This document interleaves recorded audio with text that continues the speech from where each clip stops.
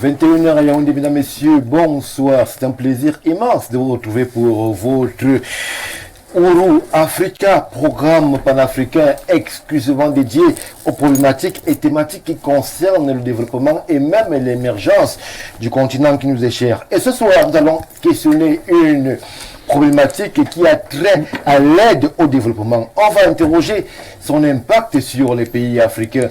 On va surtout questionner le type d'aide qui est allouée au continent. Cette aide est-elle conditionnée? Est-elle une aide qui sert véritablement aux intérêts des populations africaines? Lorsque l'on sait, et les derniers chiffres nous le font savoir, que c'est pratiquement 12 milliards d'euros en 2023 pour l'Agence française de développement, on parle de 200 millions d'euros pour justement l'Union européenne et des montants faramineux.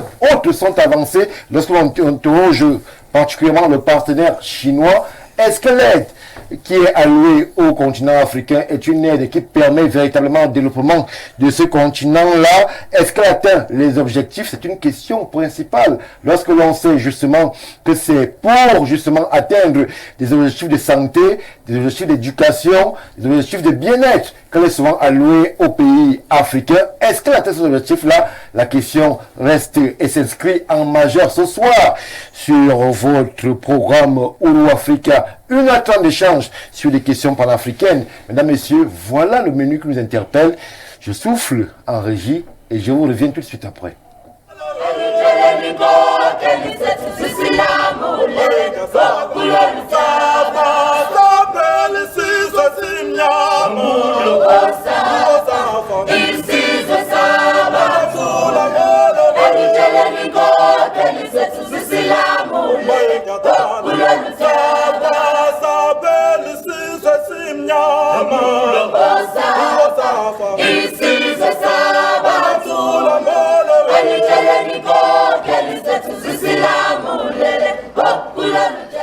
Plateau de grand soir, ce soir justement sur Ouro Africa, à l'heure où nous interrogeons l'aide au développement et son impact dans la dynamique de croissance des pays africains. Et pour ce faire, ils sont là, journalistes, hommes de science, hommes de politique et même société civile justement pour nous aider à épiloguer sur la question. J'aimerais tout de suite présenter à votre connaissance celui-là qui s'inscrit de façon claire et majeure dans les ordres politiques de notre pays en faisant justement de cette sphère une science. Le politologue Paul-Stéphane Manunga, une fois de plus, est parmi nous.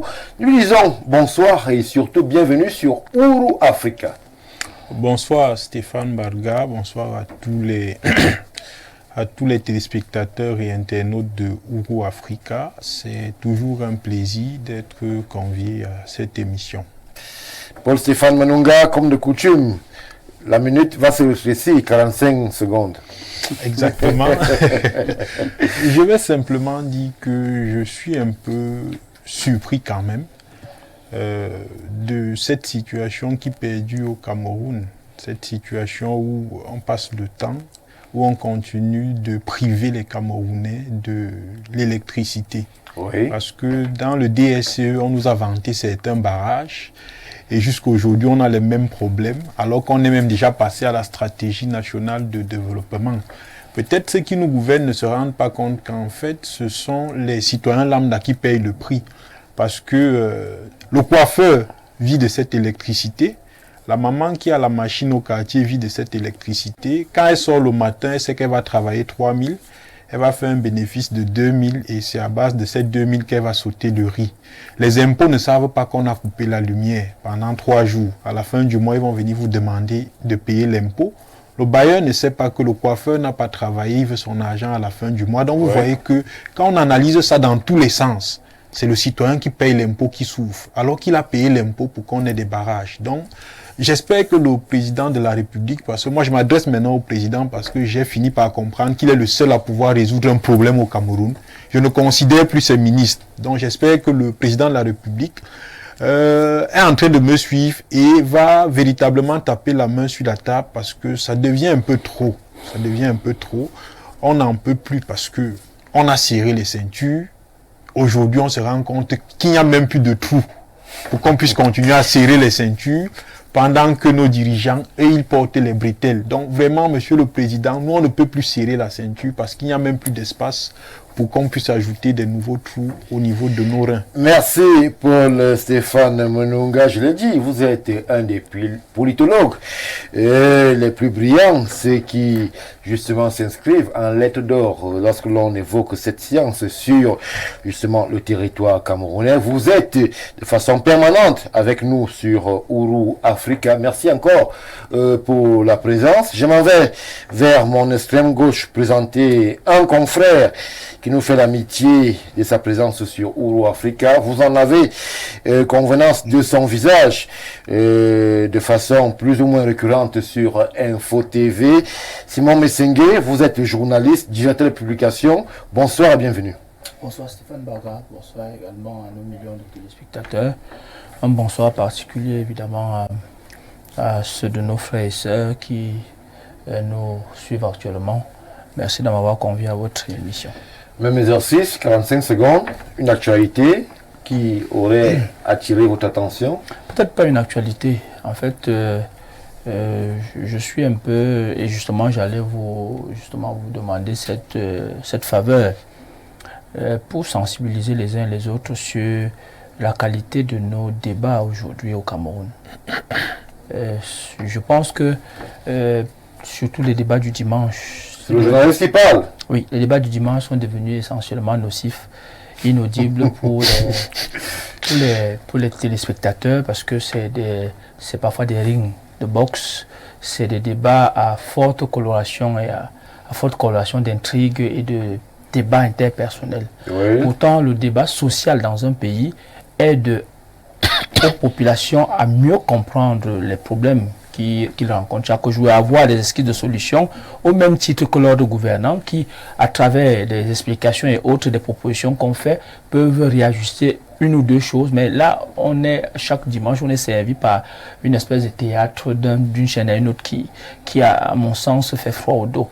Froid au dos parce que, voyez-vous, on dit qu'on ne peut pas grimper sur un arbre seul. Et donc, ces débats doivent être des débats constructifs. Et je crois que je suis en droit de souhaiter bon courage aux confrères qui, tous les dimanches, je m'imagine même comment est-ce que ces gens se lèvent le matin pour aller faire ce type de débat, quand on se retrouve avec des gens qui ne savent pas se tenir sur un plateau de télé. Le plateau de télé, c'est de radio, on vous dit, bon, vous avez peut-être 10 secondes, c'est juste dire l'essentiel et ne pas continuer à insulter qui que ce soit, ça va dans tous les sens. Je crois que c'est aussi le moment de demander aux leaders d'opinion qui vont sur les plateaux tous les dimanches et même tout au long de la semaine, de permettre un débat courtois, un débat sain, où forcément on n'est pas obligé de se donner des coups par mots interposés, ainsi de suite. Voilà. Merci Simon Messengue. Le message est passé à la corporation pour des débats dominicaux un peu plus courtois, un peu plus sains, un peu plus instructifs, parce qu'il est question aussi de pédagogie, informer, divertir lorsque l'on aborde ce métier qui est le nôtre. Merci pour la présence. Un confrère peut en cacher un autre sur ce plateau, directeur de publication aussi, comme vous, Simon Messengue. Timothée Essomba Abena, une fois de plus, est parmi nous ce soir. Nous le disons justement bonsoir et bienvenue. Bonsoir Stéphane, bonsoir à vos millions de téléspectateurs. Mon bonheur est toujours heureux que d'être convié à cette agape intellectuelle où les savoirs ne se concrétisent pas, ne se télescopent pas, mais les savoirs se complètent. Merci de m'avoir invité à ce plateau select de Ouro Africa. Je vous donne la minute prévue pour votre regard, une vision, un mot, une opinion sur un fait, qui soit ici ou d'ailleurs, qui aura peut-être interpellé votre conscience. Bon, ils sont nombreux les faits à avoir interpellé ma conscience, mais mon devoir d'éducateur m'oblige à faire une petite précision à l'endroit des téléspectateurs, des citoyens qui nous écoutent, que ne faudrait pas que nous donnions l'impression aux citoyens que payer l'impôt signifie attendre quelque chose. L'antépénultième paragraphe de la Constitution, du préambule de la Constitution du Cameroun, a défini l'impôt comme étant une contribution sans contrepartie à hauteur de ses capacités aux charges de l'État. Il ne faudrait donc pas que les Camerounais retiennent au sortir de cette émission que parce qu'on a contribué aux charges de l'État, on doit exiger X ou Y, Z. Parce que c'est avec la somme des contributions, la Constitution parle bien de contributions, que l'État s'évertue par les mécanismes de péréquation. On ne paye pas, on contribue aux charges de l'État. L'impôt est différent de la redevance. L'impôt est une contribution sans contrepartie. Différent de la redevance qui est une contribution avec contrepartie que l'on peut exiger. Par exemple, lorsqu'on parle des droits universitaires, on ne devrait pas parler de droits universitaires, mais c'est la redevance universitaire. On paye pour bénéficier des enseignements à l'académie. Redevance audiovisuelle. La vignette est une redevance. Le péage est une redevance. Mais l'impôt, c'est une contribution aux charges de l'État. Je voulais juste faire... Merci Timothée Essomba Abena pour justement ces correctifs et ces précisions qui ne sont pas vraies. On va créer la polémique et le débat sur le plateau. Alors, oui, selon vous, je vous donne 30 secondes, M. Moununga. Il faut avoir, pour comprendre ce que j'ai dit, il faut faire une interprétation systémique. Il faut convoquer David Easton. Il parle des inputs et des outputs. Oui. Et quand il parle des inputs, ce sont justement les contributions des citoyens comme l'impôt. Quand le citoyen paye l'impôt, il y a ce qu'on appelle le output. Il demande donc. Et maintenant, quand il demande, le gouvernement apporte une réponse. Il faut étudier ça dans l'analyse systémique. Oui. Parce que là, j'ai envie de dire que ce que le grand frère a dit n'est pas vrai. Le citoyen paye l'impôt parce qu'à la fin, il émet un besoin. Et quand il émet le besoin, le gouvernement doit apporter une réponse. Et David Easton le démontre suffisamment parce que David Easton appelle ça quoi? Les soutiens du citoyen à l'État. Oui. Et dans les soutiens du citoyen, le paiement de l'impôt. Paul Stéphane, l'impôt payé, on a le droit de regard quand même.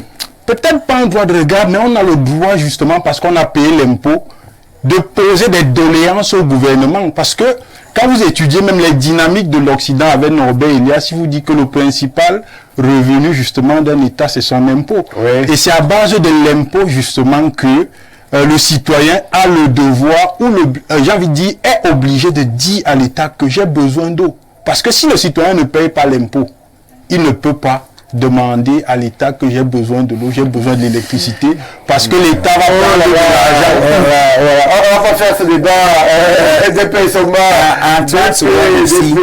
Ok, je vous donne 30 secondes aussi. On ne va pas réduire les définitions des concepts à deux auteurs, que sont David Easton. Il y a ce qu'on appelle le droit fiscal. Il y a ce qu'on appelle le lexique des termes juridiques. La notion d'impôt a une définition. C'est une contrepartie au prorata de ses capacités pour les charges de l'État. Quelles sont les charges de l'État? L'État naît avant l'impôt. Quelles sont les charges de l'État? Préexiste à l'impôt. Ce ne sont pas les missions régaliennes. Quelles sont les charges de l'État donc? Paul Stéphane. Vous contribuez pour que l'État... Vous parlez des charges de l'État, non? Quelles sont les charges de l'État? Alors, on va refaire le débat plus tard. Qui sont donc les charges de l'État? Si ce ne sont pas les besoins des populations. Avant qu'on ne passe à la présentation du quatrième L'État préexiste à l'impôt. Et c'est parce que l'État s'est rendu compte qu'il avait des charges. Lesquelles donc? Ce ne sont pas les besoins des populations. Quelles sont les charges de l'État? Paul Stéphane, le fonctionnement n'est pas un besoin de population. Ce n'est pas seulement le fonctionnement. Le format l'encre que l'on achète, c'est pas un besoin de population. C'est un besoin de population parce que le format encre. Je voudrais dire la vérité. Quand l'État achète par exemple le format encre, c'est pour rendre une mission de service public parce que je vais aller légaliser mon dossier par exemple. Quelles sont les charges de l'État? Alors, le fonctionnement de l'État. Je vais. Juste pour. C'est pas un débat alors du soir. Nous avons aujourd'hui, sur cette notion, un problème d'école. L'école de la science politique et l'école du droit. Moi, en tant que juriste, on ne m'a pas enseigné que l'impôt m'octroyait le devoir d'exiger de l'État.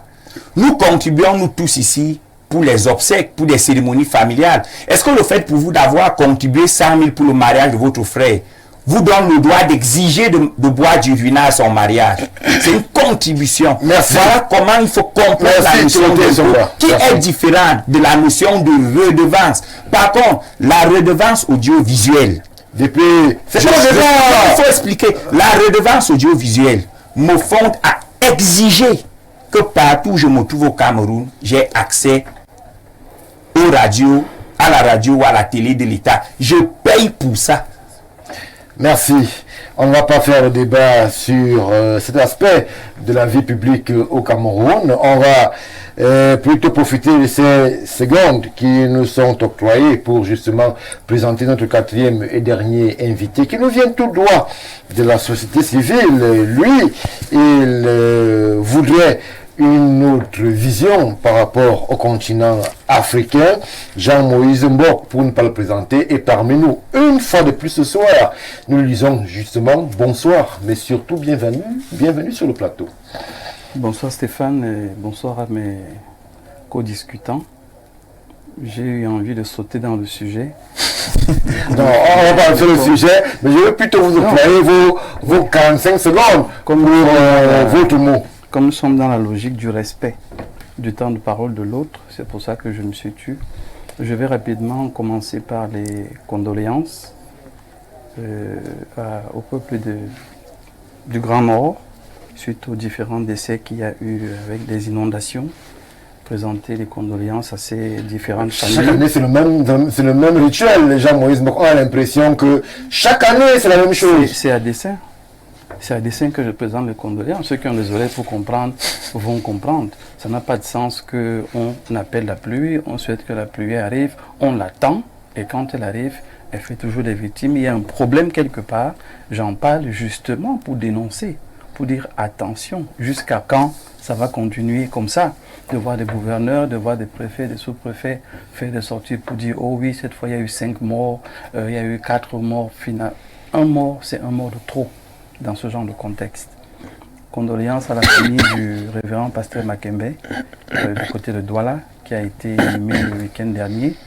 Et je sors par le Congo, la RD Congo, il ne vous a pas échappé que la femme du pasteur Marcelo Tunassi également est décédée. Et je présente également nos condoléances. Il y a une polémique qui entoure ce décès. Il n'y a pas de polémique. Il n'y a pas de polémique. Il ne faut même pas rentrer dans ça. On a toujours à dire, vous savez qu'en Afrique, il n'y a jamais de mort naturel. Il y a toujours quelque chose qui a tué quelqu'un. Donc, condoléances au pasteur et à l'Église, compassion naturellement à tous ceux qui lui sont proches d'une manière ou d'une autre. Rapidement, Stéphane, la société civile parle comme le citoyen lambda. Oui. Quand on dit impôt, dans impôt, on met tout ce qui est redevance, charges et taxes. Et dans l'entendement commun, quand on dit impôt, c'est adossé à un projet, à un concept qu'on vous annonce qu'on va financer, mais on le finance avec ce que l'État draine en termes de taxes, les différences entrées et la contribution des populations. Donc, quand vous venez dire ici que quand je paye mon impôt, je n'ai pas droit à, peut-être qu'il faut rentrer dans la pédagogie et expliquer calmement aux citoyens lambda que même si tout ça est mis dans le même panier, ça ne veut pas dire la même chose, mais à la clé, il ne faut pas donner l'impression de dédouaner le gouvernant qui n'est pas en train de faire ce qu'il devait faire. Parce que pour le citoyen lambda qui nous écoute, il va se dire, mais lui, il fait la différence entre les impôts et les redevances. Moi, je veux l'eau, je veux l'électricité. Dans les missions régaliennes de l'État, c'est dedans. C'est à vous, là-bas, dans le volet technique, loi et sciences politiques, de répartir ça. Nous, on sait que quand on paye nos impôts, on a droit à un ensemble de services. Merci. Donc c'est ce que je voulais dire en tant que société civile. Mais dans la pédagogie, dans l'enseignement, les deux ont raison. Les deux ont raison. Merci, on ne va pas faire ce débat aujourd'hui. On va tout de suite déjà être en phase avec ce qui nous regarde. Vous savez que dès qu'il est 21h au Cameroun, c'est le monde, c'est l'Afrique qui s'exprime. Une contribution nous parvient tout de suite déjà de Libreville au Gabon. Bonsoir chez vous. Monsieur Somba vit dans une autre planète. L'impôt est imposable à tout citoyen, mais en contrepartie, l'État accède à certaines doléances émises par ceux-ci.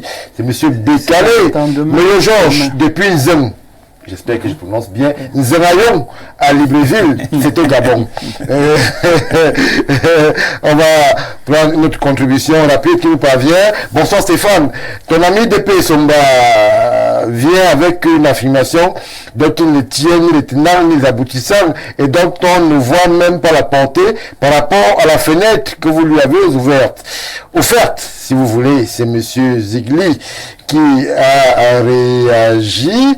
C'est pas le débat du soir, on ne parle pas d'impôt ce soir, on parle plutôt de l'aide au développement. Pour vous qui nous regardez du côté de Libreville, du côté de Ngoulimakon, du côté de la Bomba, du côté de Mendouka, on parle de l'aide au développement qui est parfois et très souvent octroyée par nos principaux bailleurs de fonds, par les amis et partenaires du Cameroun, du Mali, du Gabon, du Burkina Faso. Est-ce qu'elle a justement un impact sur les vies des populations africaines? Paul Stéphane Menonga, beaucoup de confusion entoure justement ce concept d'aide au développement. Est-ce qu'on peut en savoir plus sur justement ce qui est pensé lorsqu'on évoque le concept d'aide au développement? Je le précise, même pour notre réalisation, il s'agit d'aide au développement. Exactement. Je veux commencer par dire qu'il faut situer le contexte de la naissance de l'aide au développement. L'aide au développement naît dans un contexte géopolitique bipolaire. On parle ici de la guerre froide. Et dans ce contexte géopolitique, j'ai envie de dire que chaque bloc veut garder une main mise sur les anciennes colonies. Et c'est dans ce contexte donc que l'aide publique au développement va naître. Et généralement, on a l'habitude de dire que l'aide publique au développement, en réalité, c'est un ensemble de financements que les pays qui sont qualifiés de pays riches apportent aux pays en voie de développement ou pauvres pour qu'ils puissent améliorer les conditions de vie dans ces pays-là. Mais maintenant, quand vous vous appuyez sur cette définition, vous posez justement la question de savoir si réellement les conditions de vie ont été améliorées auprès des pays qui ont bénéficié de ces aides. Parce que j'aime souvent faire... Les montants sont faramineux. Justement, on vous dit que de la période de la décolonisation jusqu'à ce jour, on a prêté plus de 1000 milliards de dollars en Afrique. Et quand vous faites une étude comparative avec le plan Marshall qu'on a eu en 1947, où on a prêté approximativement 13,3 milliards de dollars, ce qui est l'équivalent aujourd'hui de 173 milliards, vous voyez que là-bas, l'aide a véritablement porté des fruits. Mais ici, chez nous en Afrique, on est en droit de se poser la question de savoir si on est véritablement en face d'une aide au développement ou alors on est en face d'autres choses. Parce que quand vous prenez quand même, j'ai envie de dire quoi, parce qu'il faut savoir qu'il y a deux types d'aides. Oui. Il y a plusieurs types d'aides. Autant pour moi, il y a deux formes d'aide. Il y a l'aide, ce qu'on appelle l'aide bilatérale et l'aide multilatérale. L'aide bilatérale ici, c'est quand c'est un État pris individuellement qui vous accorde l'aide. Et l'aide multilatérale, c'est quand c'est une organisation internationale. Ça peut être la francophonie, ça peut être, je dis n'importe quoi, l'OCDE qui vous accorde une aide, ou alors une organisation internationale. Mais sauf que quand vous questionnez par exemple l'aide sur le plan politique, vous posez les questions. On se souvient bien que, je crois c'est en 90, à la BOL, on nous a conditionné les systèmes politiques. On nous a dit que l'aide sera dorénavant froide pour des pays qui ne veulent pas avoir une ouverture démocratique. Et on a vu les pays africains courir vers quoi? Le multipartisme. Oui. La démocratie aussi. Justement, c'est de ça que je parle. Ça veut dire déjà que, en fait, ce n'est plus l'aide, ça devient un instrument de contrôle, un instrument de domination. Mais pour vous, elle est conditionnée. Non, l'aide est conditionnée. Or, l'aide ne doit pas être conditionnée. Parce que ce qu'il faudrait que les Africains comprennent aujourd'hui, c'est que l'aide publique au développement ressemble un peu, je vais prendre une figure. C'est comme si vous êtes en train de dire à votre voisin que, pardon, il faut vous occuper de l'avenir de mon enfant. Il faut payer ses études. Quand il va vouloir faire le concours, vous payez son dossier. Alors que vous-même, vous avez les enfants. Alors que le voisin lui-même a les enfants aussi, qui ont besoin d'un avenir. C'est un peu ça l'aide publique au développement. Donc vous dites, il faudrait que les gens la m'aident à me développer. Et c'est pour ça que quand on va donc aller dans les assises internationales comme la COP 21, au lieu de dire clairement que nous, on ne pollue pas, donc on va chercher à s'industrialiser, nous on va aller demander l'aide, on va dire que donnez-nous l'aide pour que nous on ne s'industrialise pas et vous continuez à vous industrialiser. Vous voyez un peu le paradoxe de l'aide. Donc, et je vais sortir rapidement pour mon premier jet en disant que moi, en relation internationale, je suis de l'école réaliste. Et dans l'école réaliste, on ne parle pas d'aide. Parce que l'aide n'existe pas en relation internationale. Toute action qu'on pose en relation internationale dans la théorie réaliste, en réalité, est intéressée. Et quand vous analysez donc ce qu'on appelle l'aide publique au développement aujourd'hui, vous vous rendez simplement compte qu'à la réalité, c'est un instrument de domination politique, économique, culturelle et j'en passe. Peut-être dans mon deuxième jet, je rentrerai dans les détails. Je reviens vers vous pour ces différentes dominations. Stéphane Menunga, le temps pour moi de requérir même l'avis de Simon Messingué. Alors, sur le continent, cher Simon Messingué, beaucoup de voix s'élèvent pour questionner même la nature et surtout les orientations de cette aide-là. Lorsque l'on sait, et les chiffres sont assez parlants, on évoque près de 12 milliards d'euros en 2023 pour le continent africain. Mais justement, est-ce que l'Afrique que vous regardez ressemble à un Afrique qui a vu 12 milliards d'euros? Bon. Où est-ce qu'on va l'être? On peut se demander là. Il faut d'abord se dire que pour ceux qui nous écoutent, l'aide au développement, ce sont des prêts à taux préférentiel. Ce ne sont pas des dons. Il faut le savoir. C'est compris. Il y a aussi quand même des dons. Souvent, on a souvent vu tel pays offre tel montant. N'induisez pas l'opinion en erreur. L'aide publique au développement, ce sont des prêts à taux préférentiel. Simon Messingué, nous parlons français. Un prêt. Une aide. L'aide au développement, c'est un mot qu'on utilise dans le jargon de la finance internationale. C'est un euphémisme. L'aide est un prêt à taux préférentiel. Oui. C'est-à-dire que en deçà du taux de crédit qu'on met, qui est standard, qui est régulé par les instances internationales. Donc, ce sont des prêts. Et donc, dès que je l'ai dit, évidemment, il y a des caractéristiques de cette aide-là. Il faut que les uns et les autres sachent que ce que nous voyons aujourd'hui, on entend l'aide publique au développement, on a octroyé, ainsi de suite, ces aides-là aident, comme on dit, puisque ce sont des prêts à taux préférentiels, ça aide bien à construire des écoles. On a vu par exemple le cas du Cameroun avec l'aide du Japon. Il y a beaucoup d'écoles qui ont été construites, les écoles japonaises, on le dit ainsi de suite. Il y a dans l'énergie, il y a des barrages qui ont été construits, des routes, ainsi de suite. Chaque année, dans l'architecture des budgets, il y a les contributions de l'État, c'est-à-dire les impôts, les exportations et autres, mais il y a également l'apport extérieur. Alors, que pensez-vous de ces leaders parfois d'Occident qui estiment que justement ils ne souhaitent plus qu'il y ait ces aides massives là vers le continent africain? Vous pensez qu'ils sont dans la bonne voie, ou alors il y a urgence de réforme et peut-être d'orientation de l'aide publique au développement? Et justement, les aides jusqu'ici ont profité à l'Occident. Parce que, quand je l'ai dit, le président de la République du Cameroun, Paul Biya, en 2022, en novembre 2022, aux États-Unis, et en marge du sommet US-Afrique, il avait eu à rencontrer les bailleurs de fonds privés des États-Unis, et il parlait justement de l'aide au développement. Oui. Il parlait des conditionnalités de ces aides-là. Il expliquait que, justement, ces aides-là, effectivement, n'aident pas au développement. Ce sont des aides, je voudrais utiliser le mot viciées. Ce sont des aides viciées dans la mesure où on vous parle de l'aide, mais ce sont des aides, justement, sans mouvement de fonds. On vous dit que ce sont des aides, mais il n'y a pas de mouvement de fonds. Et de deux, ce sont des aides où, avant même que les fonds soient mis en place, il y a déjà l'exportation des devises. Ça veut dire quoi? Ça veut dire que on vous a annoncé que l'aide a été... Mais après, vous vous rendez compte que 2 ans après, alors qu'on venait peut-être de placer peut-être 50% ou 20%, on commence déjà à couper.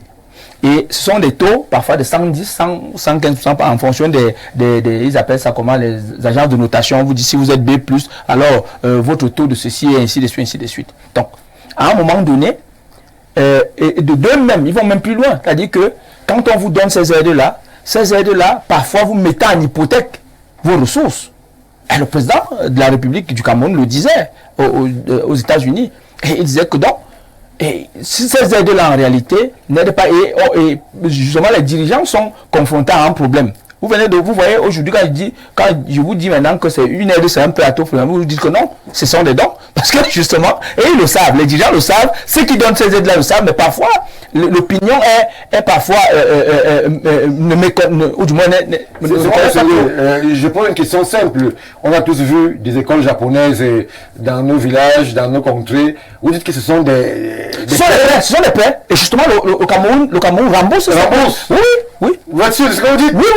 Oui, ce n'est pas, faut pas, ne pensez pas que nous ne sommes pas dans un monde philanthropique. Nous sommes dans un monde extrêmement capitaliste. Et donc, c'est quel aspect le Cameroun rembourse par exemple le Japon? Ben écoutez, allez demander le service de la dette. Vous allez voir que dans le service de la dette, il y a un remboursement perpétuel. Quand vous parlez du taux d'endettement à 46%, vous croyez que ces dettes-là ne sont pas dedans? Ils sont dedans. Donc il faut, c'est pour ça que quand j'ai vu le thème de ce thème-ci, moi je me suis dit waouh, ça veut dire que au moins on va sensibiliser, on va ouvrir les yeux à l'opinion, de se dire qu'il ne faut pas que les uns et les autres pensent que quand on annonce à la télévision, on a donné au Cameroun ceci, cela, on a donné à la Centrafrique, ainsi de suite. Ce sont des aides, ce sont des prêts qu'on rembourse. De deux, la plupart de ces aides-là sont des aides qu'on doit rembourser à court terme. À court terme. Et justement, dans le même discours, parce que dans la préparation de l'émission, je l'ai préparé avec ce discours-là, on dit non. L'Afrique aujourd'hui, vous pouvez pas, et c'est le problème que l'autre soulevait avec l'Amérique latine. C'est-à-dire quand vous dites qu'on a donné 1000 milliards de francs CFA, 1000 milliards de dollars, il faut très bien voir les conditions de cette dette-là. Et comment est-ce qu'elle devait être remboursée. C'est ça qui maintient en réalité les pays par exemple d'Afrique dans le sous-développement. Parce que justement le service de la dette, il est vicieux. Elle dit qu'on fait tout, justement parce qu'on sait que c'est un réservoir de matières premières et autres, donc on fait tout pour les tenir par la dette. Vous voyez très bien qu'il y a un cycle décennal de crise économique. Vous êtes en 2000. Merci. Je vais jeter pour que mon deuxième jet soit bien plus compréhensible. Donc je pose les balises pour dire que il faut bien que les uns et les autres comprennent pourquoi est-ce que aujourd'hui les aides dont on nous parle aujourd'hui n'ont pas porté de sérieux fruits. Et vous voyez très bien pourquoi est-ce que la plupart ont été obligés, parce que la plupart des personnes, des ONG, la société civile ont commencé à communiquer dessus. C'est pour cela que la plupart des pays ont eu des remises de dettes avec cette histoire de pays PPTE et autres. Merci. Bonsoir, je suis Albert Titi. Je vous suis depuis Béni, C'est en République démocratique du Congo. J'apprécie les réflexions des invités de ce soir. Et il termine en disant merci beaucoup. C'est nous qui vous remercions, chers frères africains, de nous suivre d'aussi proche et d'aussi loin que la République démocratique du Congo. Rapidement, une autre contribution. Bonsoir à vous. Bien parlé, mon grand Jean-Moïse Mbok. C'est pertinent. Moi, c'est Nso Joseph depuis, pour moi, justement, c'est au Cameroun. Alors, lorsque l'on évoquait, cher monsieur, la pertinence de l'aide, on va ensemble réécouter l'avis ou alors les grands principes qu'énonce un politique occidental qui estime que l'aide aussi peut être sujette à controverse et que même d'autres aspects aussi peuvent interpeller la réflexion des leaders occidentaux quant à ce qui donne sur le continent. Alors, si notre réalisation est en phase avec nous, prenons ce court extrait et revenons tout de suite après. Mettons fin à l'hypocrisie.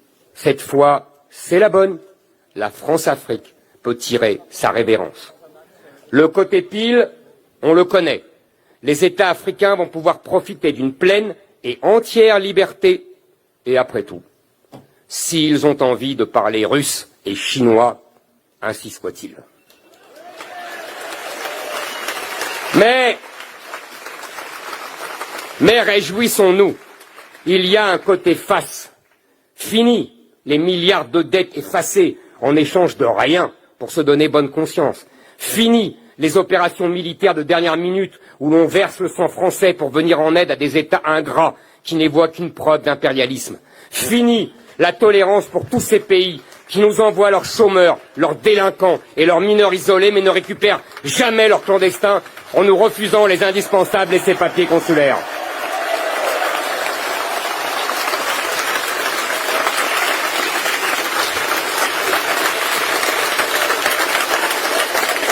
Fini les accords commerciaux qui profitent toujours aux mêmes alors que l'Afrique subsaharienne ne représente que 0,5% de notre commerce extérieur. Fini les visas généreusement accordés aux étudiants, aux migrants désirés de trouver un Eldorado qui peu à peu disparaît. Fini le traité de 1968 qui facilite au-delà du raisonnable l'entrée des Algériens en France.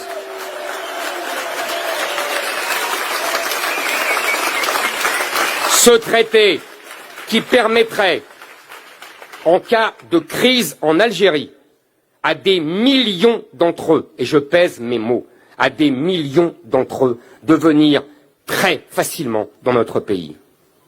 Oui, avec nous, la France-Afrique prendra fin pour tout le monde. Il est plus que temps que cela s'arrête. Reprenons la main. L'Afrique ne veut plus de la France chez elle.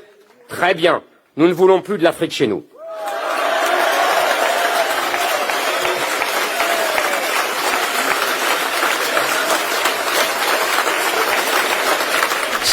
On aura compris avec circonspection, si vous me permettez l'expression, ce politique français qui, grosso modo, brosse une vision, la sienne, du rapport entre ce pays, la France et le continent africain, et qui ramasse aussi l'aspect qui nous intéresse ce soir, qui est lié à l'aide au développement. Pour lui, il estime, Timothée Somba Bena, que justement, il faudrait y mettre un terme tout de suite, parce que il estime, si l'on avait suivi plus d'extraits, que justement, on a l'impression que son pays investit et qu'il y a un retour sur investissement. Est-ce que l'aide qui est attribuée ou alors offerte aux pays africains, justement, est vouée à ce que certains ont pensé comme mythe décisif? Vous connaissez la légende, ce tonneau qui n'est jamais rempli, il faut commencer chaque fois à remplir, chaque fois. Le tonneau de Danaïd. Oui, c'est le tonneau de Danaïd.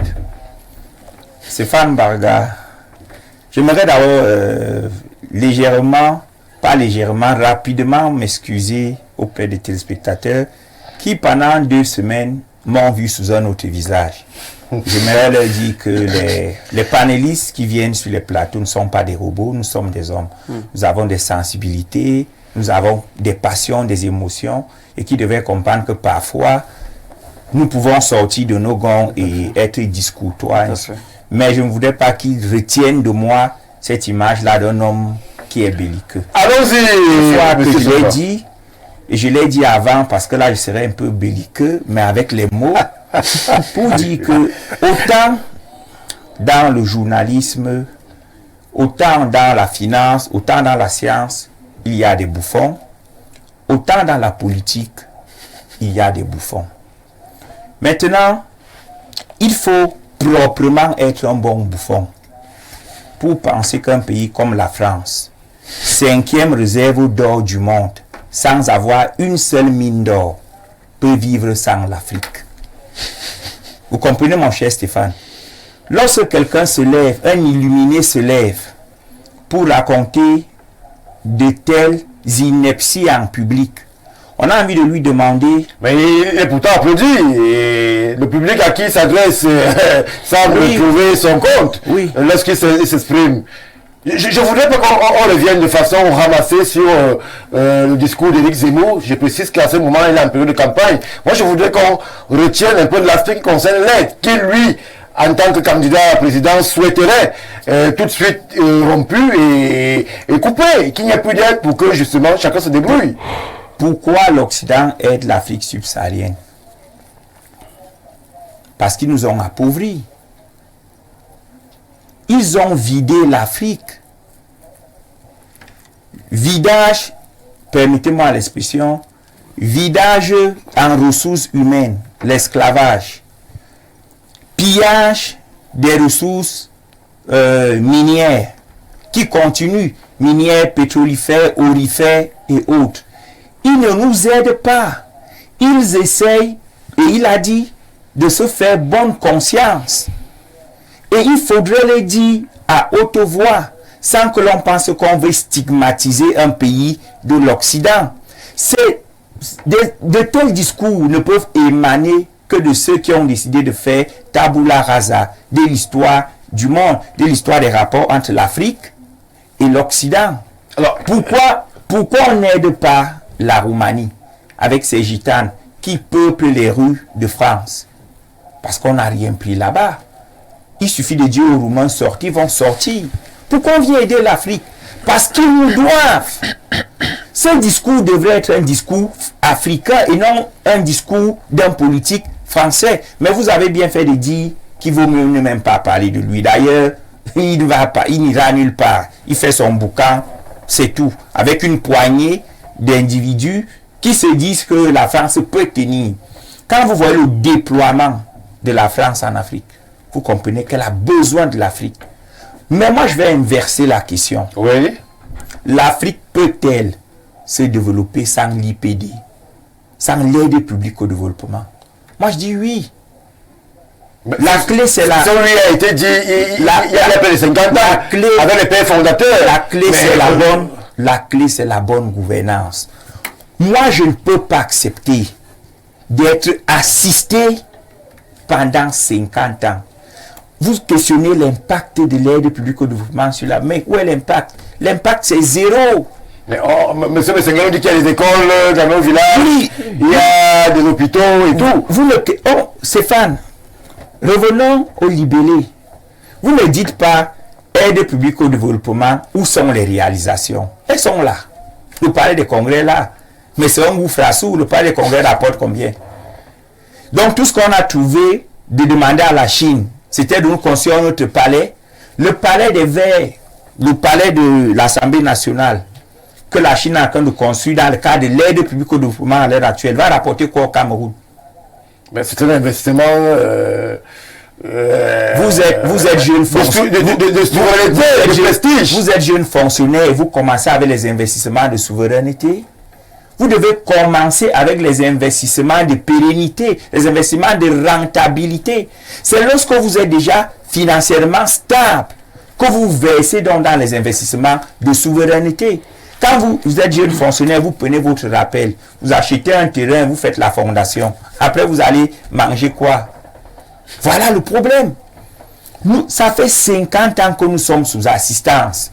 Et à mesure que le temps passe, elle se transforme en assistance respiratoire.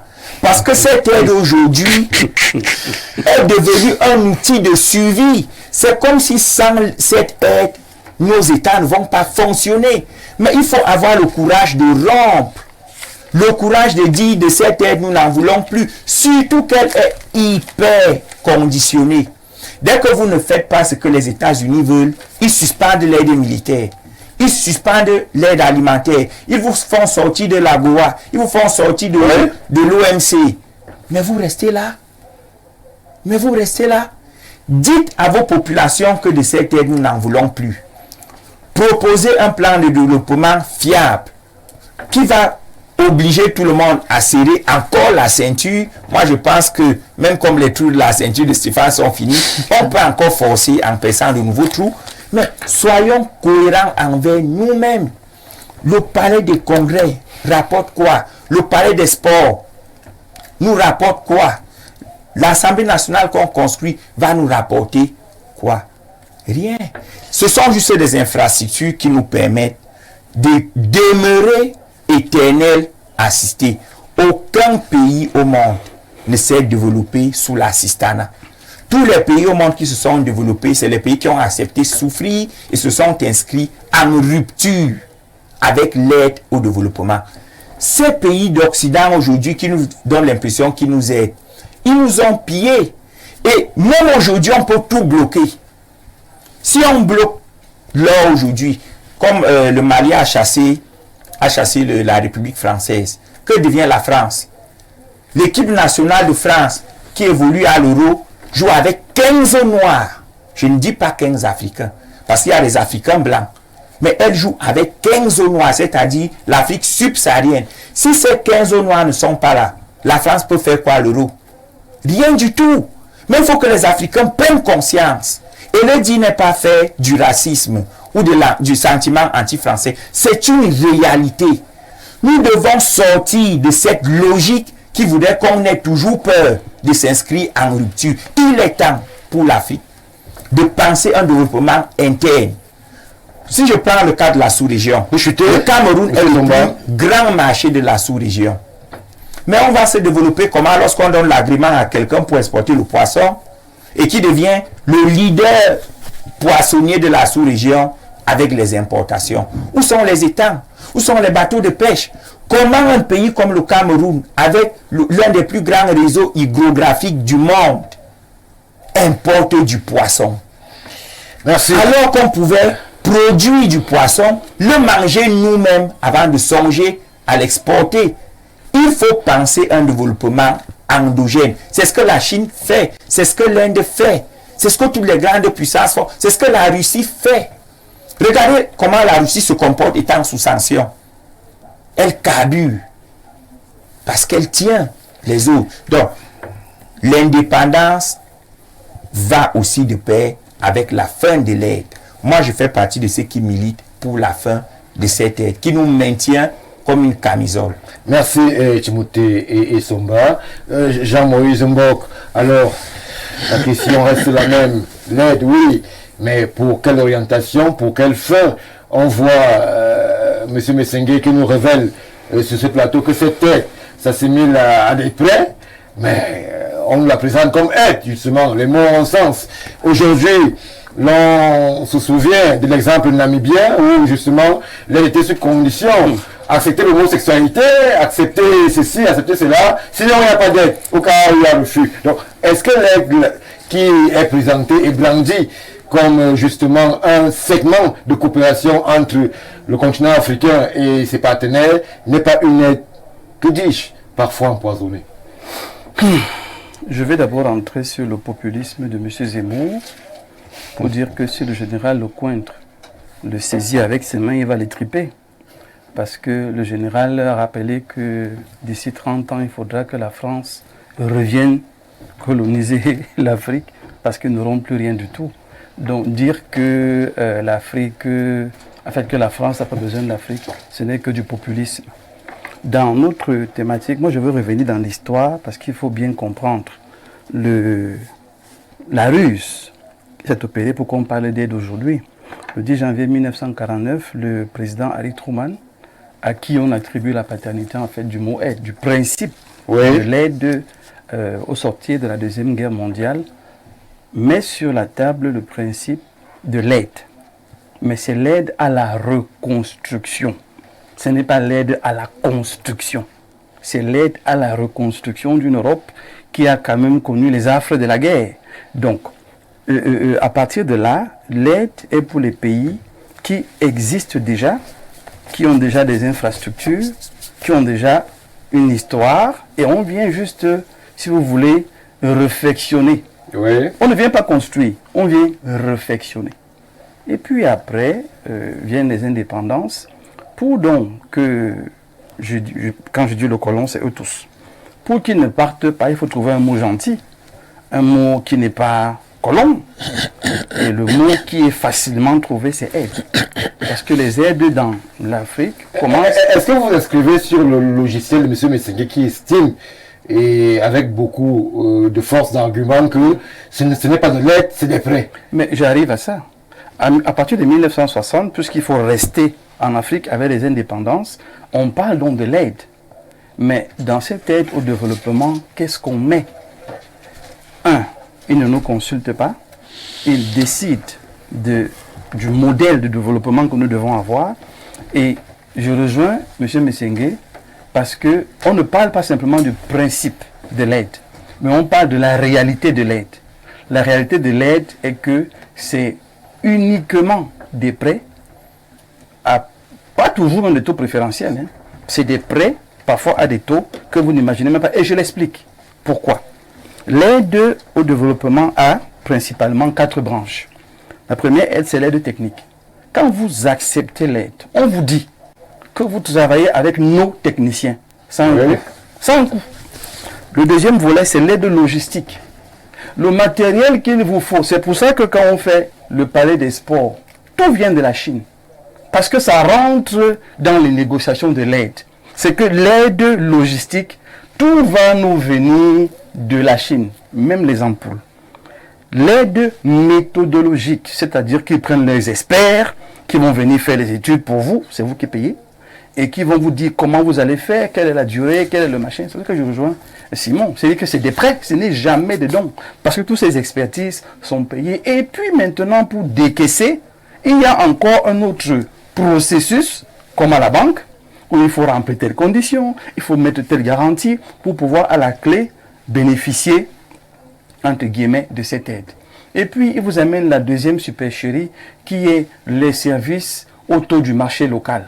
C'est-à-dire qu'on prend l'expertise internationale pour qu'elle soit payée au prix local, un peu comme on payerait un prestataire local, mais à la vérité, ce n'est pas ça, c'est que ça a toujours un coût. Alors, partant de là, la logique de l'aide n'est pas pour l'Afrique. La logique de l'aide, c'est pour l'Europe. Parce que l'aide vient pour reconstruire ce qui a déjà été fait. Maintenant, il fallait bien qu'on trouve un moyen de rester en Afrique. Et le moyen de rester en Afrique, c'est de vous présenter constamment des éléphants blancs. C'est pour ça que quand vous parlez de barrages qui ne marchent pas, nous sommes surpris, eux ils ne sont pas surpris. Parce que, regardez bien, mais c'est pensé, mais c'est conceptualisé. Regardez bien que la méthode, c'est eux. La logistique, c'est eux. L'aide technique, c'est eux. Mais on vient à la clé accuser les Camerounais, par exemple, que ils ont fait un barrage, mais ils n'ont pas réfléchi à comment on transporte l'électricité. Ce qu'on ne nous dit pas à nous, c'est que nos experts ne sont que des manœuvres. Ils ne sont pas ceux qui pensent et conçoivent le projet. C'est pour ça que... C'est eux qui choisissent même le type de projet. Mais c'est pour ça que j'ai décliné tous ces différents pans. C'est-à-dire qu'on vous dit qu'on vous donne.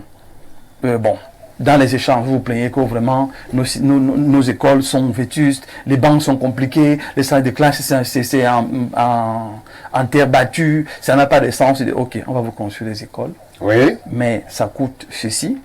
Vous allez rembourser en termes à ce niveau, Jean-Maurice Mbog, il y a des partenaires qui ne le disent pas. Ils disent qu'ils vous aident. Mais dans le cahier de charge, on ne vous dit pas que c'est un prêt. Est-ce qu'à ce niveau-là, on peut consulter la différence?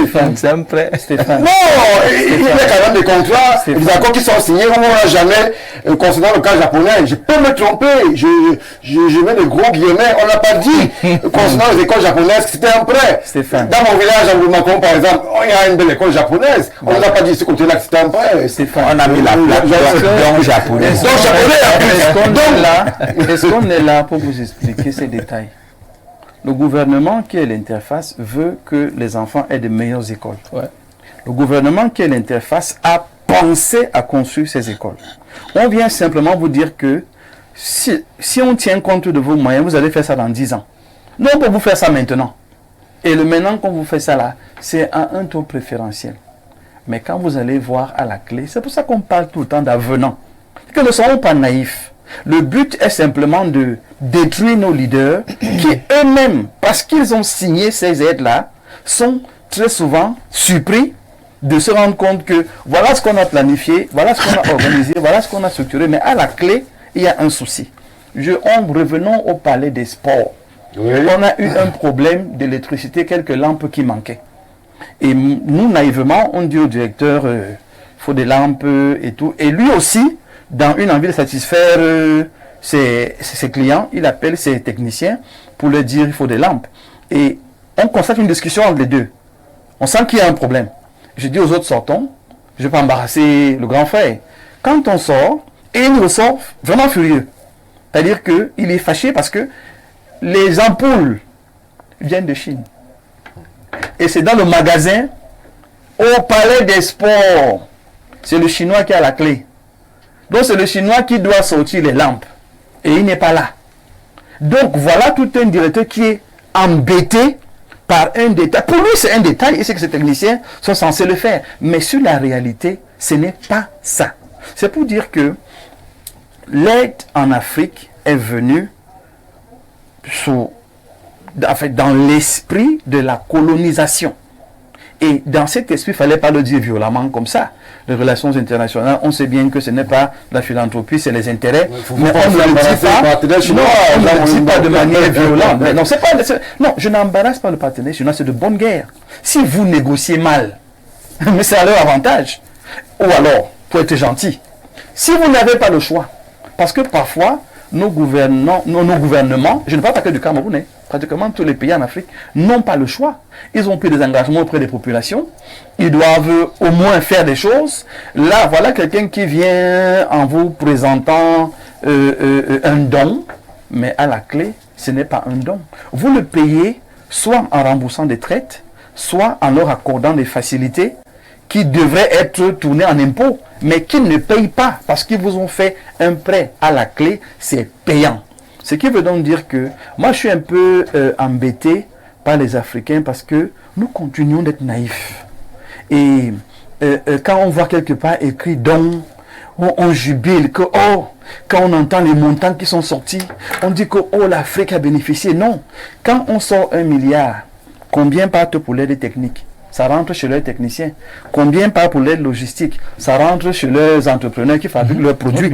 Combien part pour l'aide méthodologique? C'est encore leurs experts. Donc si on vous donne 1000 francs, au fond, ils ont pris 500 pour structurer votre projet et ils viennent encore le réaliser avec des experts qu'ils payent encore. Et c'est vous qui remboursez encore. Avec les intérêts. Donc c'est pour dire que cette affaire d'aide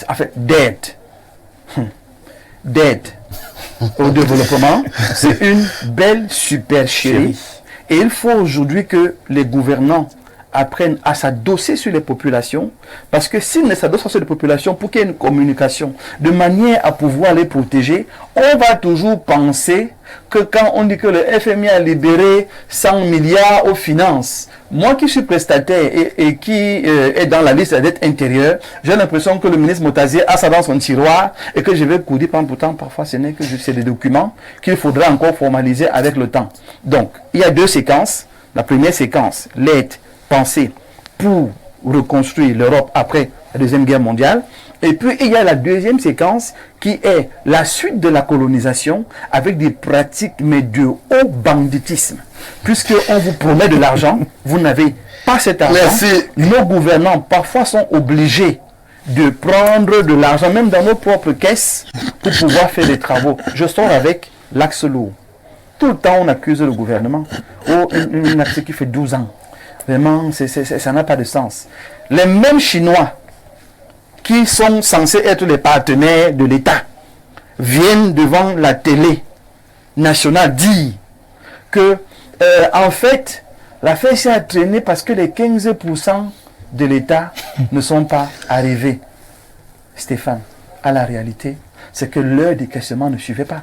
Ils posaient les conditions pour le décaissement, ce qui n'avait pas été signé sur la convention.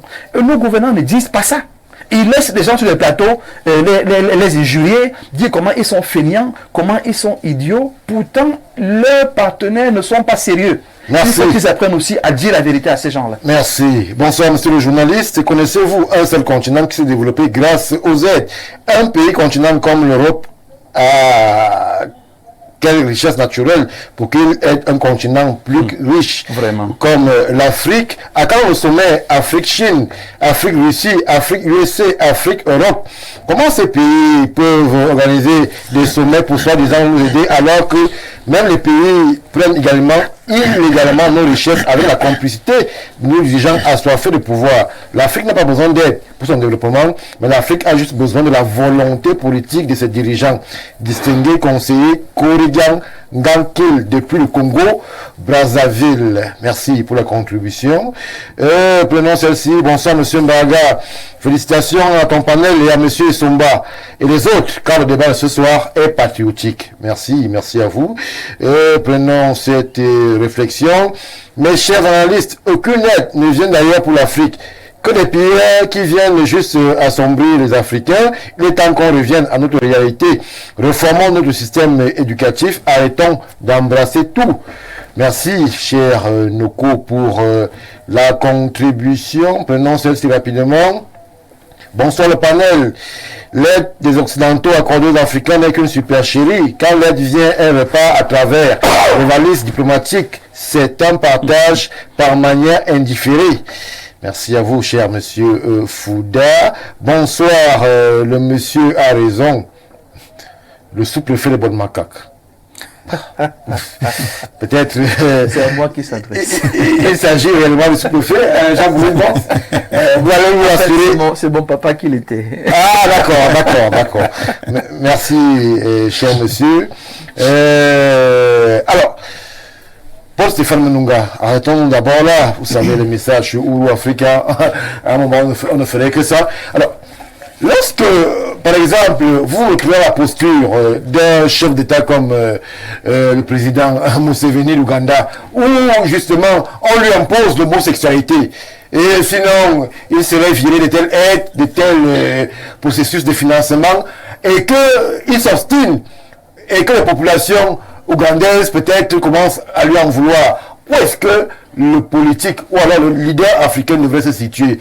On a cette lettre et ces conditions que nous connaissons avec le cas de l'homosexualité, par exemple au Gabon, pas très loin de chez nous, ou alors on se radicalise, on durcit comme le président Museveni et on paye les conséquences à l'échelon international. Non, j'ai envie de dire que le malheur de l'Afrique, ce sont ses dirigeants.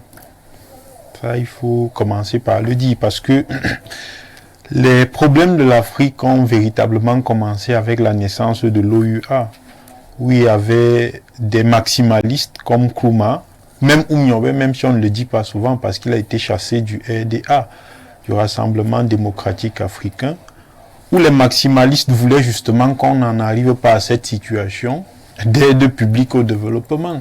Et on avait donc des minimalistes, comme je pourrais citer ici rapidement Houphouët, même le premier président camerounais, qui ont pensé qu'en réalité les maximalistes avaient tort.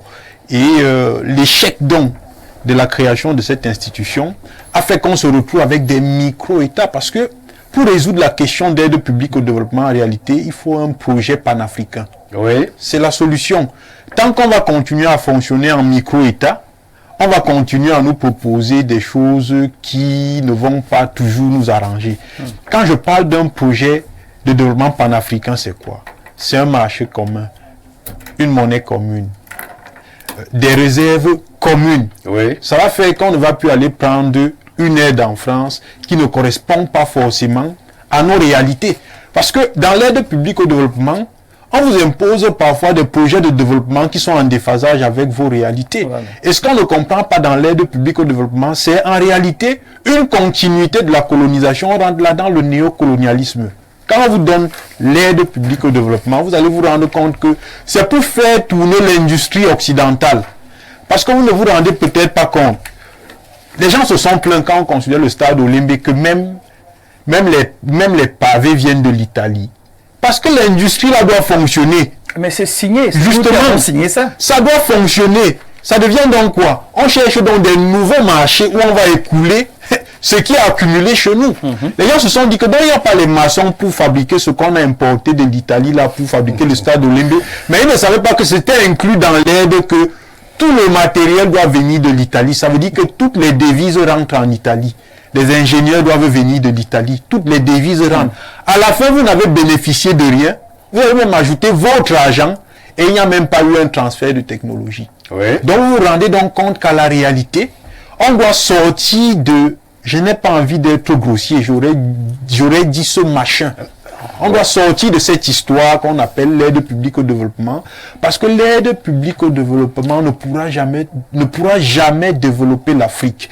Et j'ai envie de sortir en disant que le véritable problème, c'est que nos dirigeants ne sont pas vrais.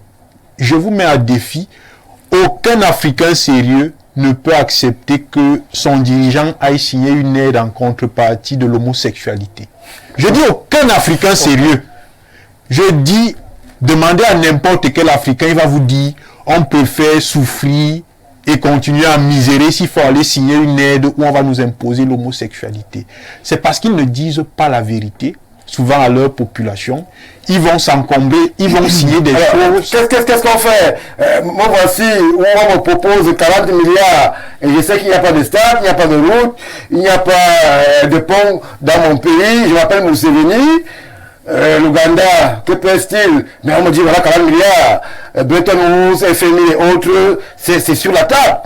On me dit, oh, il faut faire évoluer les mœurs. Il faut faire justement que les droits de l'homme s'expriment. Chacun est libre de choisir son sexe. Monsieur Museveni, prenez ces 40 milliards, mais sachez que la question homosexuelle doit être débattue dans votre parlement et que justement il doit avoir une orientation pour la validation. Qu'est-ce qu'on fait? Est-ce que je viens dire à mon peuple que voilà justement la proposition qui m'est mise sur la table, ou alors je m'avance en tant que leader et j'assume les conséquences après? Stéphane, si vous permettez, moi j'étais en Ouganda. Oui. Et il faut rappeler que les Occidentaux là savent souvent raconter des histoires qui ne sont pas vraies. L'Ouganda est le premier pays en Afrique de l'Est en termes de richesse.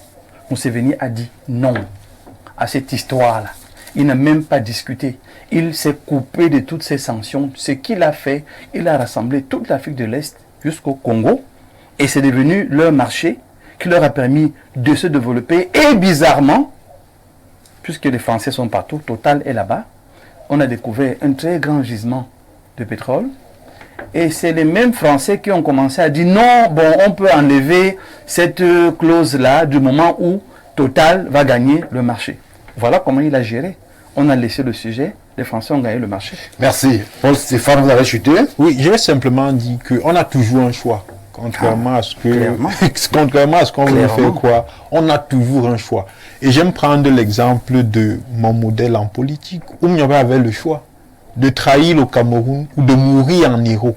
C'est pour dire que nos dirigeants ont toujours un choix à faire. Merci. Et ils décident souvent de faire le choix digesto-festif, c'est-à-dire le choix individuel et du ventre, au lieu de faire le choix de l'Afrique et de la République. Voilà le véritable problème. Et je sors donc en disant, et j'insiste, tant qu'on va rester, on va continuer à fonctionner en individualité.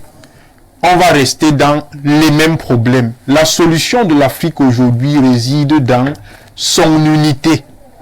Parce qu'un téléspectateur l'a si bien dit, j'ai posé cette problématique dans un média quelque part. À quand le sommet Afrique-Chine? Tout le monde qui devient une puissance organise un sommet et convoque tous les pays africains. Je suis sûr que quand la Corée du Nord va devenir une puissance, vous allez suivre qu'il y a un sommet Corée du Nord, Afrique. Et vous allez voir les chefs d'État se lever, aller en Corée du Sud, demander de l'aide. Corée du Nord. En Corée du Nord, autant pour moi, demander de l'aide. Vous comprenez donc que le problème de l'Afrique, ce sont ces dirigeants en réalité préfabriqués qui sont imposés, parce que quand vous analysez même ces dirigeants généralement, ne jouissent pas de la légitimité. Et je sors rapidement en répondant à ce dirigeant français. J'ai envie de lui dire de suivre le discours du feu Omar Bongo, un pilier de la France-Afrique, qui disait qu'en réalité, la relation entre l'Afrique et la France se décline de la manière suivante. Il disait, l'Afrique sans la France est comme une voiture qui n'a pas de chauffeur, mais la France sans l'Afrique est comme une voiture qui n'a pas de carburant.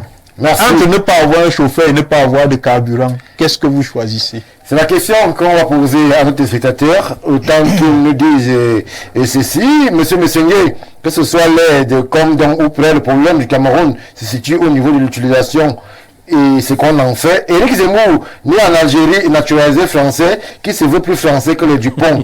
Un triste personnage. Tout en étant d'accord avec l'analyse de Jean-Moïse Mbok, on ne saurait dédouaner le laxisme des Camerounais au niveau de la maturation des projets. Illustration. Stéphane, comment comprendre qu'un projet verticalement intégré comme le barrage de Lompanda se réalise sans penser au transport de l'électricité? Alors, c'est mon idée. Je ne vais pas faire mien l'analyse ou alors le pendant technique, mais je vous pose une question. Lorsque l'on sait que justement il y a un aspect qui est souvent évoqué par toutes les agences, que ce soit allemandes, françaises, britanniques et autres, qui est le pendant lié à la qualité de la dépense, à la gouvernance des pays à qui on octroie ces aides-là. On reproche aux pays africains d'être très regardants. On a parfois l'impression que ceux qui vont en prison dans nos pays, justement, c'est ceux-là qui ont eu à gérer des fonds qui ont été alloués par des bailleurs de fonds internationaux au détriment des fonds issus de nos propres industries. Est-ce que vous pensez que la question de la gouvernance aussi rentre dans la réflexion qui concerne l'aide qui parfois n'est pas très productive? Une fois qu'un pays partenaire va donner 5 milliards, par exemple, qu'est-ce que vous en faites, Simon Messengue? Vous savez, je demanderai à tous ceux qui nous suivent et même vous-même de suivre le discours du président camerounais en 2022. Et justement, il a segmenté son discours en deux aspects. Il a dit aide sans mouvement de fonds. Ça veut dire que les gens vous disent théoriquement qu'ils vous envoient de l'argent, ils vous envoient un matériel, ils vous envoient des personnes, ainsi de suite, et il n'y a pas d'argent. Et pendant que vous êtes en train de construire l'édifice, le service du crédit a commencé. Et il disait la réexportation des devises. Ça se fait en deux niveaux, c'est-à-dire que le crédit a commencé et même ces étrangers-là sont payés à nouveau. Donc, en devises. Ils sont payés dans leur compte. Hein. Je voudrais dire que intégrons un peu la logique des dirigeants. Sinon, on verse dans le pot. C'est bon, mais c'est bien. On intègre la logique des dirigeants. Mais posons la question de la qualité de la dépense. Un instant. Quand on a 2 milliards et que et qu'on se retrouve avec 5 millions qui sont réellement à l'aide pour le port, il y a un problème. Vraiment, sinon, on va biaiser ce débat. Parce que nous sommes dans les, je voudrais dire quoi, dans l'infime partie. Or, la majorité des partis, il faut bien que l'opinion comprenne bien cette supercherie. On instrumentalise la pauvreté des Africains. Et les Africains eux-mêmes instrumentalisent cela. Vous vous souvenez dans votre propos liminaire, vous avez dit que vous voulez l'électricité. Vous avez dit que là où c'est là, l'impôt font ceci, ainsi de suite. Donc, les populations veulent l'électricité. Sachez donc que les dirigeants fonctionnent avec la pression du peuple. Et quand vous regardez très bien, regardez tous les pays. D'ailleurs, les pays comme les États-Unis, c'est 140% du taux d'endettement, 120% pour la France. Ça veut dire que tous ces pays s'endettent pour le bien-être de leur population. Les pays africains ne font pas exception. Ce qu'on appelle aide là, moi la première des choses, c'est... Est-ce que vous répondez à ma question? Non, j'arrive la gouvernance, écoutez, la réforme de l'aide arrive. Non, vous êtes dans la logique en qualité. La qualité de gouvernance est une conséquence infime. Je vous dis, c'est une conséquence infime. Parce qu'il faut noter bien une chose. Vous avez dans notre budget, on a besoin pratiquement de 10 000 milliards par an. 6 000 milliards qui viennent des impôts et des exportations, ainsi de suite, et peut-être 4 000 milliards qu'on doit emprunter. Alors, vous avez donc des projets. Vous avez suivi dernièrement, on vous disait que le taux de consommation du budget est de 63%. Ça veut dire que les gens vous disent qu'ils vous donnent des prêts, mais il n'y a pas d'argent. Or, vous avez à planifier des choses à faire. Et donc, premièrement, il faut que le peuple africain soit au même niveau, qu'on arrête de penser que les Africains sont émotifs, comme quelqu'un disait, et que d'autres ont la science infuse. Parce que c'est de ça dont il est question. Parce que ici, notez que tous les rapports entre États sont des rapports intéressés, comme il a dit. Ça veut dire que les Africains gèrent toujours bien. Un instant, personne ne gère bien. Il n'y a pas une gestion parfaite, absolue, n'importe où. Il y a toujours ce cas-là existe partout. Ce n'est pas de ça dont il s'agit ici. Le vice dans l'aide, ici, c'est quoi? C'est qu'en principe même, il n'y a pas d'aide. Ça, c'est, on appelle ça comment? C'est, à défaut d'aide, c'est du jus et c'est la supercherie. Je vous le dis pourquoi.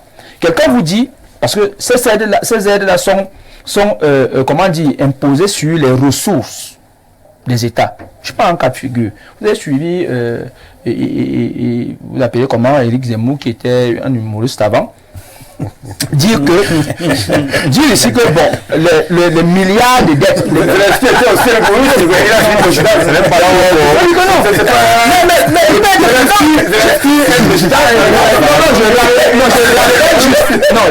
Je rappelle juste, non, mais attends, c'est une réalité, non? Non, je rappelle juste. Il faut bien que. Qui n'est pas humoriste. Je veux dire donc que. Non, je ne connais pas notre métier pour le moment. Je dis donc qu'il était avant. J'ai dit avant il était. Bon, je ne sais pas s'il continue, mais avant il était. Mais notez bien que il parle de milliards de dettes effacées.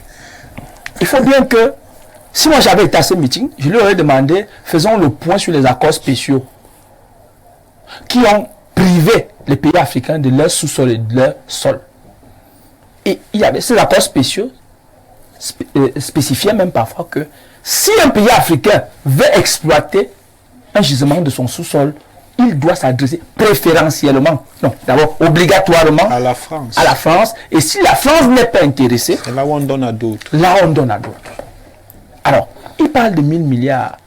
Si on fait le point de cela, il aura froid au dos. Donc, je crois qu'il y a des choses, il y a des blessures qu'il ne faut même pas évoquer. C'est des sujets qu'il ne faut pas évoquer, qui peuvent à la limite même radicaliser de l'autre côté et faire et créer des problèmes que la France n'a pas besoin pour le moment. Donc, vous comprenez donc que ces ressources, parce que vous voyez aujourd'hui on vous dit si vous voulez l'argent maintenant, à l'étranger pour vous donner ça, on va vous demander une seule chose, la garantie souveraine. Cette garantie souveraine, elle est imposée sur les gisements. Le Cameroun aujourd'hui a le pétrole offshore, onshore, qui n'a pas encore été utilisé à Bakassi, ainsi de suite, et tout ce qu'on va avec. On va vous dire, ok, nous on vous donne 1000 milliards de dollars si vous voulez, le pétrole là, vous nous vendez ça dans 10 ans. Vous ne ferez rien avec. Parce qu'avant d'avoir commencé, on va vous commencer à vous couper, cela ainsi de suite, et vous entrerez dans une crise économique à nul autre pareil. Ce qui est sûr aujourd'hui, c'est que, premièrement, sortir de cette supercherie aide, ainsi de suite, il n'y a pas d'aide. Il n'y a pas d'aide, il faut mettre ça de côté.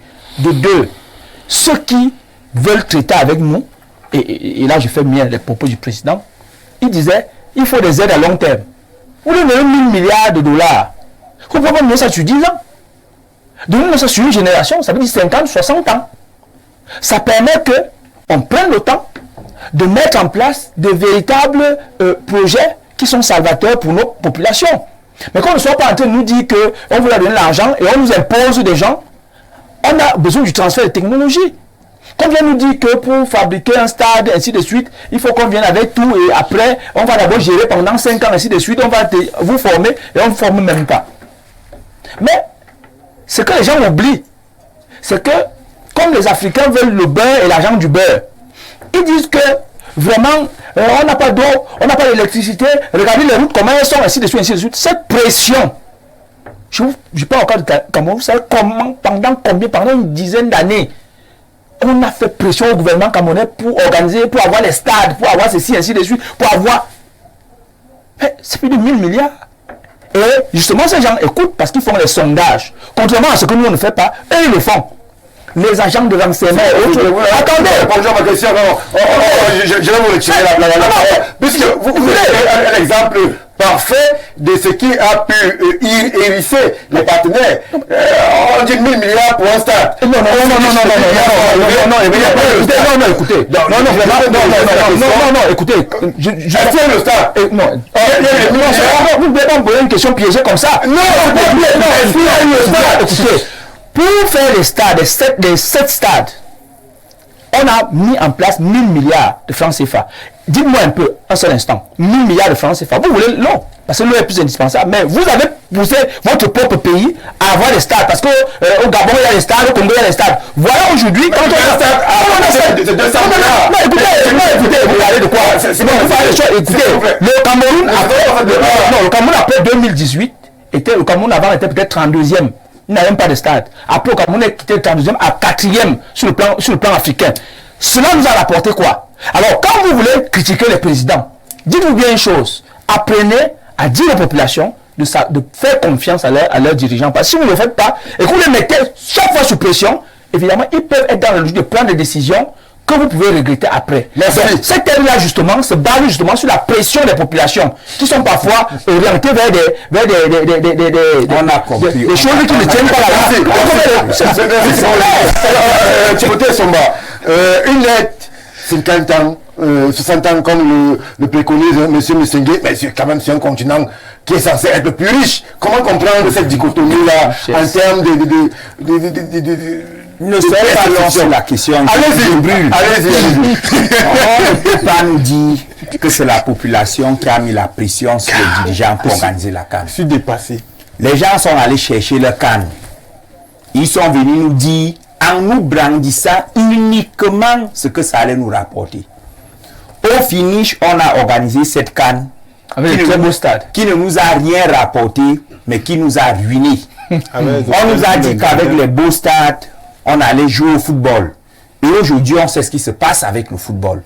Ne revenons pas dessus. Non, je préfère qu'on ne revienne pas dessus. Ne revenons pas dessus. Le football ne se joue pas. Donc les stades ne nous servent à rien. Le football se joue, Timothée Somba. Comment faut-il dire que le football ne se joue pas au Cameroun? Dans les juridictions. Le football se joue. Paul Stéphane. Je ne fais que dire Paul Stéphane.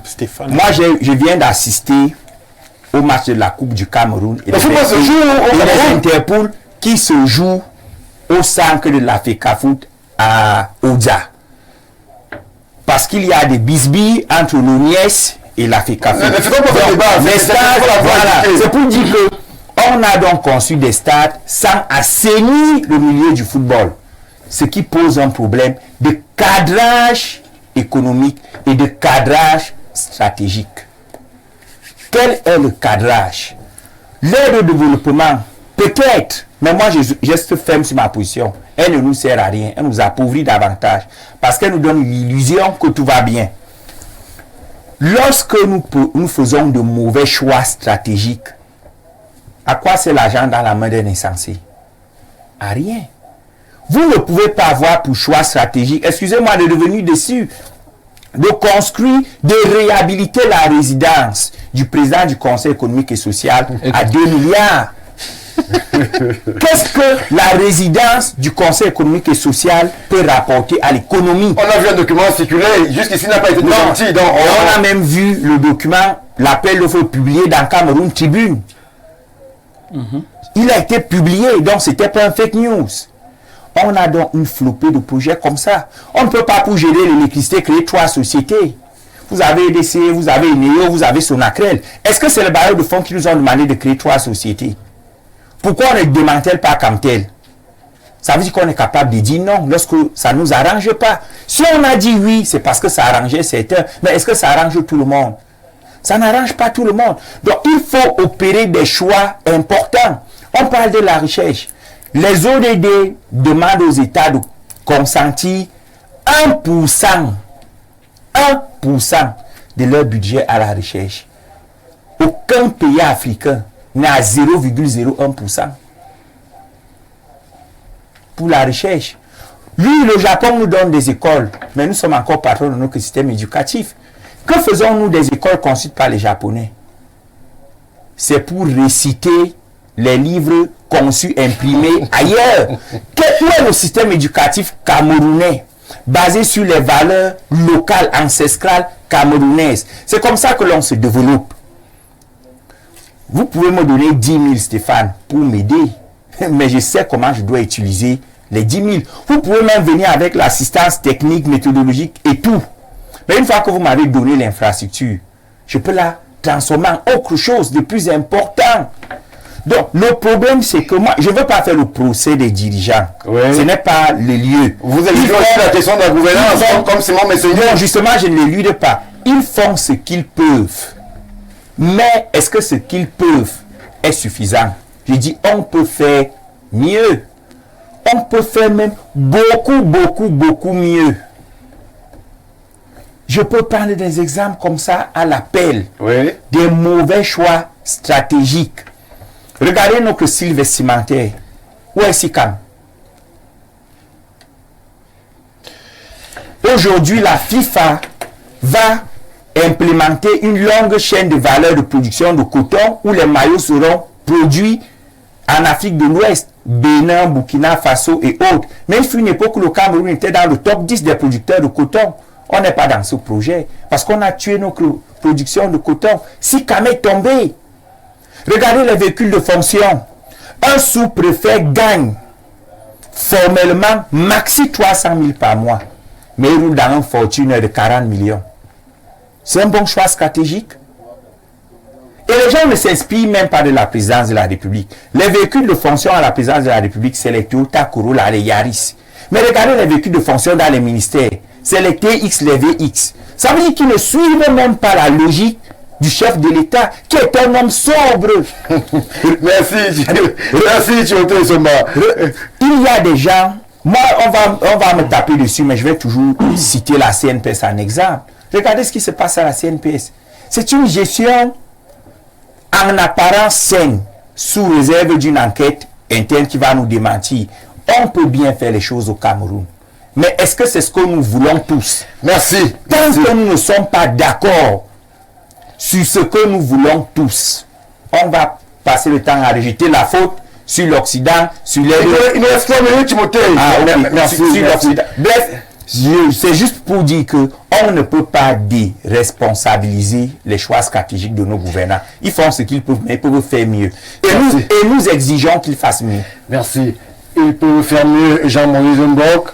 Ils sont en capacité, avec l'intelligentsia qui commence à germer sur le continent, de ne plus être sous la botte de ces orientations venues de Paris, de Londres, de Washington, qui voudraient parfois amener l'Afrique dans des orientations contre nature et qui sont à la limite ou à la réflexion contre-productives pour la dynamique d'émergence du continent. Quelqu'un de ces dirigeants a dit que ne Dieu pas au pouvoir qui veut.